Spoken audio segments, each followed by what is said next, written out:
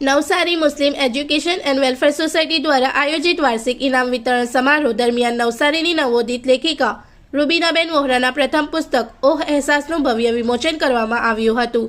કાર્યક્રમમાં મુખ્ય મહેમાન તરીકે પ્રોફેસર મોહમ્મદ નવાઝ દાહિયા તથા આલીપુર હાઈસ્કૂલના આચાર્ય જનાબ સફી એમ વોહરા સહિત અનેક મહાનુભાવો ઉપસ્થિત રહ્યા હતા।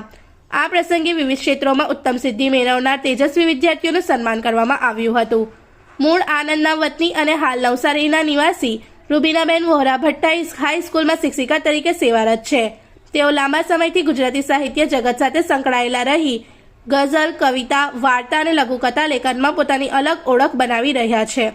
આ કાર્યક્રમ દરમિયાન રૂબીનાબેન વોહરાને સામાજિક, શૈક્ષણિક અને સાહિત્યિક યોગદાન બદલ સન્માનિત કરવામાં આવ્યા હતા।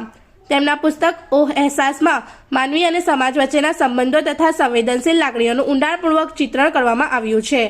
કાર્યક્રમના અંતે લેખિકા રૂબીનાબેન વોહરાએ સૌનો આભાર વ્યક્ત કરી પોતાની લાગણી વ્યક્ત કરી હતી। इस वीडियो को लाइक करें, हमारे चैनल को सब्सक्राइब कर बेल आइकन जरूर प्रेस करें हमारी न्यू वीडियो सबसे पहले देखने के लिए।